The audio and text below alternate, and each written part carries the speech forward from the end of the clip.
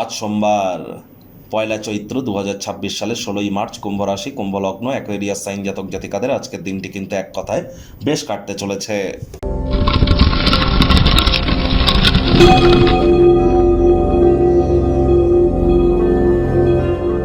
ভিডিওটির শুরুতেই স্ক্রিনে আপনারা দেখতে পাচ্ছেন নবগ্রহ বীজমন্ত্র। পারলে 9টি গ্রহকেই শান্ত রাখবার জন্যই নবগ্রহ বীজমন্ত্র প্রতিদিন, শুধু আজ নয়, প্রতিদিন 108 বার করে জপ করুন। এটি আপনাদেরকে অত্যন্ত লাভান্বিত করবে। এটি একই সাথে আপনারা 9টি গ্রহকে শান্ত রাখতে পারছেন, এর থেকে বেটার কিন্তু আর কিছু হতে পারে না। আর দেখুন, এটি ব্রহ্মদেবের মুখনিসৃত বাণী, তাহলে এটা ভুলভাল উচ্চারণ করলেও কিন্তু কোনো নেগেটিভ ইম্প্যাক্ট পড়ে না আমাদের উপরে।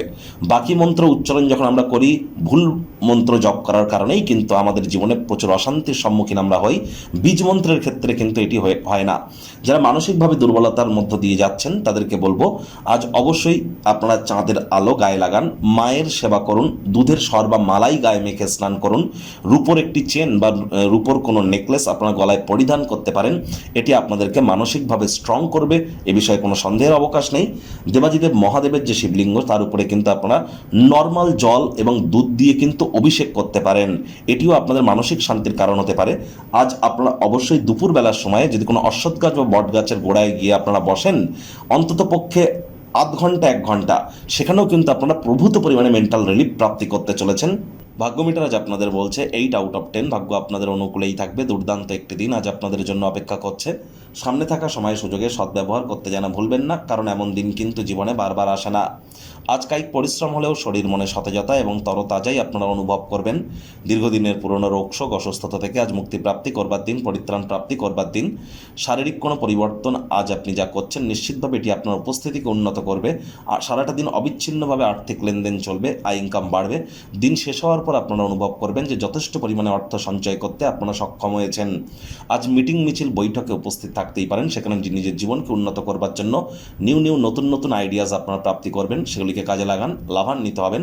আর চাকরিজীবীদের অফিসের পরিবেশ এক প্রকার বেশ, বস কলিগদের সাথে ভাব ভালোবাসা বৃদ্ধি পাবে, কর্মে গতি অনুভব করবেন, নিজের মেধা, দক্ষতা, ট্যালেন্টের দৌলতে প্রশংসার পাত্রপাত্রীও আপনারা হতেই পারেন। রাজনীতিবিদ যারা আছেন, জনসংযোগ বৃদ্ধি করুন, সমাজে পপুলারিটিও আপনাদের বাড়বে।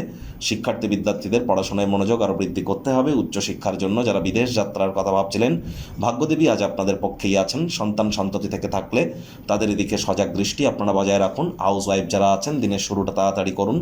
আজ কোনো এক বন্ধুর অনুপস্থিতিতে তাকে মিস করতে চলেছেন। প্রেমিক প্রেমিকা, স্বামী স্ত্রী, না ভাব ভালোবাসা রোম্যান্স, না তর্ক বিতর্ক অশান্তি, কোনোটাতেই বাড়াবাড়ি যেন করবেন না। অন্যান্য দিনের ন্যায় আজকের দিনটিকে সাধারণ হিসাবে ট্রিট করবার আপ্রাণ প্রচেষ্টা আপনারা করুন। শত্রুপক্ষ, বিরোধী পক্ষ আজ খুব একটি শক্তিশালী থাকছে না। পরিবার, পরিজন, নিকটে স্থানীয় ব্যক্তিবর্গ, বন্ধু স্বজন, সকলের সাথেই ভাব ভালোবাসা বাড়বে। পরিবারের প্রতি সকল প্রকার দায়িত্ব সঠিক সময়ের মধ্যে সুনিপুণভাবে পালন করতে আপনারা কিন্তু সক্ষমই হতে চলেছেন। আজ আপনাদের উচিত ওয়েট অ্যান্ড ওয়াচ পলিসি গ্রহণ করে চলা।